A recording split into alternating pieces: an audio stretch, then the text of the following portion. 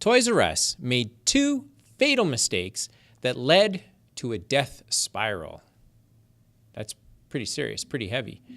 This article that I actually clipped probably about a month ago while all the news headlines were talking about Toys R Us and the terrible job that it's done and kind of the position it falls into. And I'm not here to today chat about or debate the merits of the Toys R Us business, what's good or what's bad about it, but rather use this as a jumping off point to ask you a couple of questions about your business that could, who knows, maybe get you thinking about it a little bit differently and start to plan for it. So this article talks about 2 things. It says, hey, there were a bunch of fatal mistakes that Toys R Us made, but a couple of the big ones, the 2 big ones, were having a subpar website, and number 2, spending too much on stores. So if I cash that out a little bit, the idea here is that Toys R Us has lost in the digital space, and although recent digital investments have been made, the website and general e-commerce proposition are still below par. Toys R Us continues to lose online market share in toys. Now, I'm going to come back to that point in a minute, and I'm going to talk about the second point as well. Toys R Us has huge big box stores similar to Best Buy or Target that are expensive to staff and maintain. Toys R Us has large, expensive stores. These are increasingly unsuited to what customers want and expect, and they are steadily becoming less productive and efficient. So 2 ideas there: not having a great website and spending too much on stores. If I was to flesh that out a little bit and make it relevant to an entrepreneur or business owner listening to this, or you, if you're trying to look for some interesting things to think about today relative to your business, that's my goal. My goal is to encourage you, on occasion entertain you, as it relates to business, and to try and get you thinking differently about things. So first of all, if you had to come up with 2 reasons why your business is going to fail, what would those 2 reasons be? Could you name them off right now?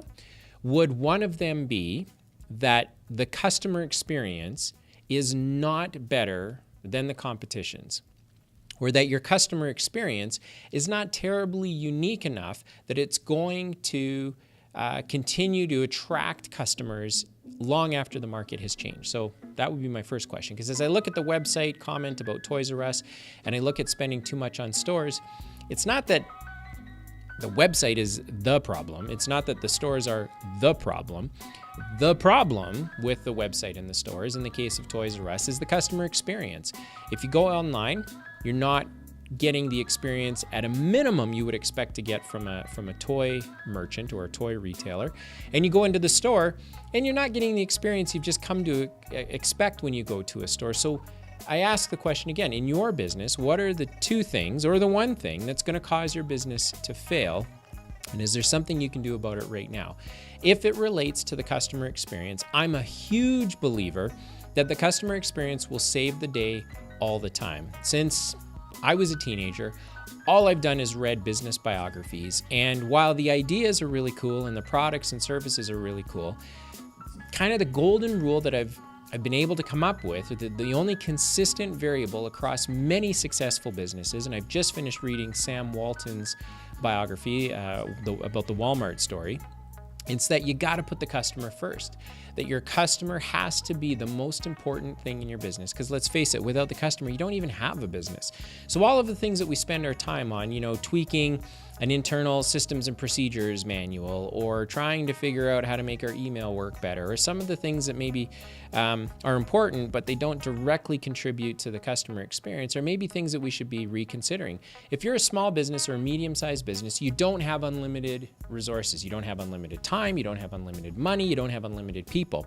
So you've got to get to a point of being really good at leveraging what you do have into the customer experience, so that if you're treating your customers better than the competition, and because this Walmart story is fresh on my mind, long after lots of your competitors in the market don't make it, your business will make it, because the customer is king or queen, or king and queen, however you choose to perceive it. But the customer is your most important is the most important thing that you need to be protecting in your business. And I just thought that this Toys R Us story really, to me, spoke to the lack of the customer experience that ultimately has caused Toys R Us to find itself in the position that it's in now. Yeah, maybe they could have had cheaper products. Yeah, maybe they could have made buying products a little bit easier, et cetera, et cetera. But at the end of the day, it was the experience that customers were not getting that was causing them to no longer spend money with Toys R Us, which ultimately has caused their demise. Because if you're not selling stuff, it means you're not making a profit. If you're not making a profit, then you're losing money. If you're losing money, you can only do that for so long before the world comes to an end in your business. And so that's all I've got today. It was just an idea that had been floating around for about a month now, and I was going to talk specifically about Toys R Us business because I do have some opinions about that. But as I step back from it, I just thought, if I had a chance to sit with an entrepreneur and I could say to them, here's just one thing to think about today, it would be, what are the reasons your business is going to fail?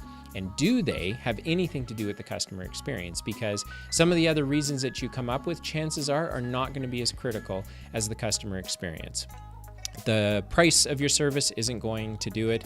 The way in which you acquire your product or service isn't going to do it.